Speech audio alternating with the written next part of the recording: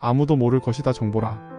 2022년 부커상 최종 후보에 오른 저주토끼의 정보라 작가의 새로운 책이다. 10편의 단편으로 구성되어 있다. 10편의 이야기 중에는 아주 재미있는 이야기들도 있고 내용이 모호해 잘 이해가 가지 않는 이야기도 있었다. 첫 번째 이야기인 나무에서는 한 소년의 나무가 되는 신비한 이야기가 그려진다. 친구인 두 소년이 장난으로 한 여행자에게 개암을 던져 위협을 하고 여행자는 나무에 있던 소년들을 잡아 땅을 파고 몸을 묻는다. 그런데 나무를 잘 타는 소년의 친구가 땅 속에 묻히자 몸이 나무로 변해버려 인간나무가 되어버리고 소년은 나무가 된 친구를 찾아가 무엇이 필요한지 묻는다. 나무가 된 친구는 살아있는 먹이를 가져다 달라고 한다. 소년은 그렇게 가끔씩 나무가 된 친구를 만나러 다니며 외톨이로 살아간다. 성인이 된 그가 하루는 선술집에 들려 그곳에서 한 여인을 만나게 되고 그 여인의 아버지가 어릴 적 자신의 친구를 나무로 만든 그 여행자임을 알게 된다. 그 여자는 성인이 된 그가 찾아간 나무 친구를 발견하게 되는데 두 번째 이야기 머리카락은 어느 날부터 하늘에서 내리는 씨앗으로부터 시작된다. 이 씨앗은 싹을 틔우고 자라 머리카락이 자라나왔다. 이 씨앗은 모든 곳에 뿌려져 머리카락이 도시를 온통 휘감싼다. 그 머리카락에 닿은 사람들은 모두 그 머리카락에 감싸여 그 안에 태아의 자세와 같이 웅크린 채 점점 녹아 없어졌다. 씨앗이 닿지 않은 곳에 사람들이 살고 있었다. 한 아파트에 한 여자가 살고 있었다. 그 여자는 바로 옆 방의 남자를 흠모하고 있었다. 그녀의 모든 생활은 그 남자의 생활에 맞춰져 있었다. 그녀는 자신이 세상을 뒤덮은 그 머리카락을 커트하고 다듬으면 그 머리카락은 사람들을 공격하지 않고 온순해질 것이라 생각한다. 하루는 이상한 냄새에 잠에서 깨어보니 생각했던 것처럼 머리카락들이 온통 힘을 잃고 잡초처럼 변해 있었다. 이제 그 아파트에 사는 사람들은 아파트를 벗어나 자유롭게 밖으로 나갈 수 있게 되었다. 그리고 그의 옆방에서는 이상한 소리가 들리기 시작하는데 세 번째 이야기 가면에서는 한 집에 생긴 기이한 이야기이다.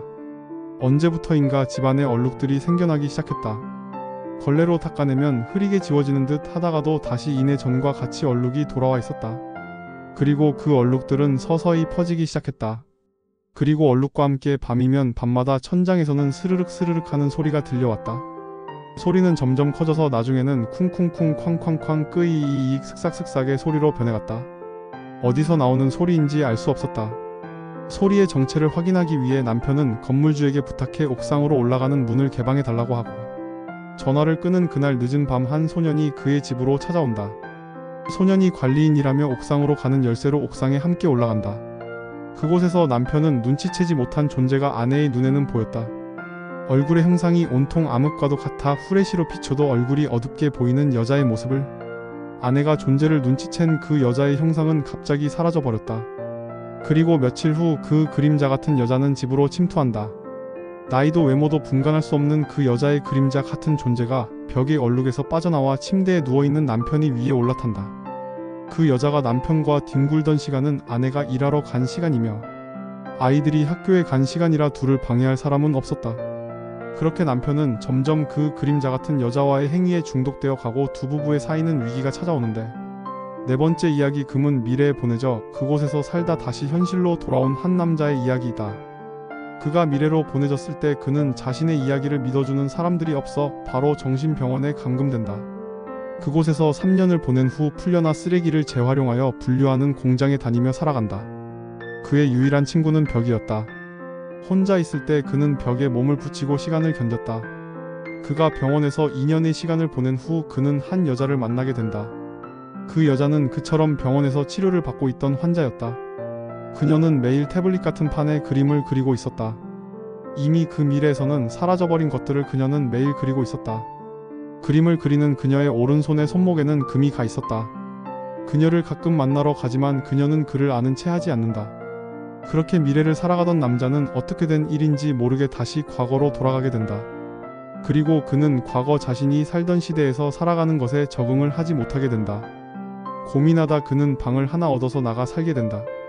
그리고 그 집에서 벽에 금이 간 곳을 발견한다.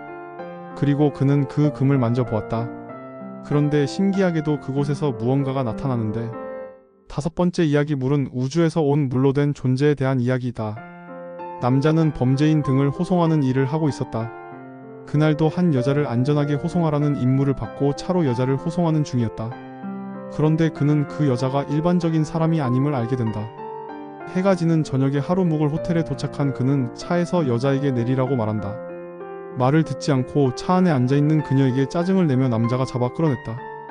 여자는 남자의 힘에 이끌려 차에서 끌어내려져 땅에 얼굴을 팍고 코피를 흘린다.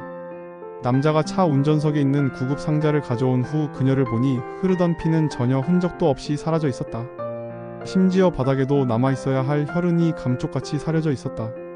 잘못 본 것이라 생각하고 남자는 다른 팀원들과 함께 호텔에 올라가 그날 밤을 보낸다. 그리고 그날 밤 옆방에서 여자를 지키고 있던 동료가 죽는다. 동료가 죽은 후 그는 동료의 유품을 챙기고 다시 여자를 데리고 길을 떠나는데, 그러면서 그 여자의 이야기를 듣게 된다. 외계의 다른 존재에 대한 재미있는 이야기였다. 이 책에서 가장 재미있었던 이야기는 가장 마지막에 있는 완전한 행복이었다.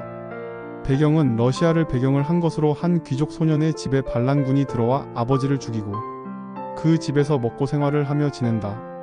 그러다 결국 왕의 군대가 이 반란군 무리를 잡아가고 소년의 가족들은 그들을 먹이고 재웠다는 이유로 유배를 가게 된다. 어머니와 누이를 데리고 군인들이 인솔하는 긴 유배길을 떠난다. 그리고 아주 먼 곳에 도착해 그곳에서 집을 짓고 새로운 생활을 시작하게 되고, 그렇게 그곳의 생활에 어느 정도 적응하게 되고 소년은 강한 남자로 성장하게 된다. 그렇게 그곳에서의 생활도 안정을 찾아가던 어느 날 그 반란군의 우두머리가 그를 찾아오게 되는데, 10편의 이야기 중에서 한 편을 제외하고는 재미있게 읽은 책이다. 단편 소설을 좋아하는 분이라면 이 책을 읽어보길 권한다.